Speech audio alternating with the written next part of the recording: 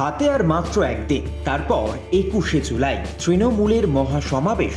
2026-এর বিধানসভা ভোটের আগে তৃণমূলের শেষ 21শে জুলাইয়ের সমাবেশ শুরু হয়ে গিয়েছে তার ফাইনাল কাউন্টডাউন। তৃণমূলের 21শে জুলাই উপলক্ষে জেলাগুলি থেকে তৃণমূল কংগ্রেসের কর্মী সমর্থকেরা শহরে আসতে শুরু করেছে ইতিমধ্যেই।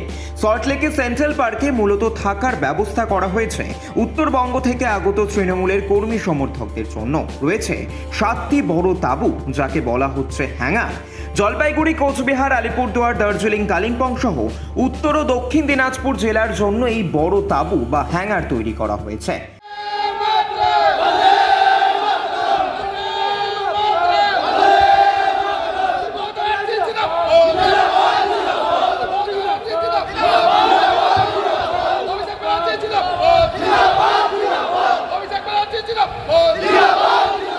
সল্টলেকে সেন্ট্রাল পার্কের পাশাপাশি গীতাঞ্জলি স্টেডিয়ামেও 21শে উচ্ছ্বাস।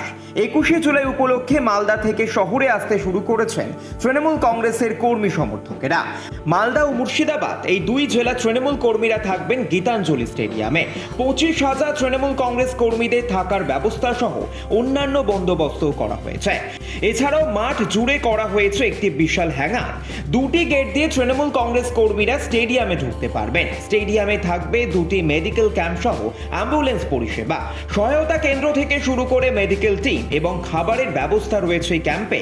ডিম ভাত থেকে ডাল সবজি, প্রতিবারের মতো রয়েছে খাবারের বন্দোবস্ত। পুরুষ এবং মহিলাদের জন্য আলাদা আলাদা স্নানাগারের ব্যবস্থা করা হয়েছে। কড়া পুলিশি নিরাপত্তা সহ প্রতি মুহূর্তে সিসিটিভির মাধ্যমে চালানো হচ্ছে নজরদারি। ব্যুরো রিপোর্ট এই মুহূর্তে।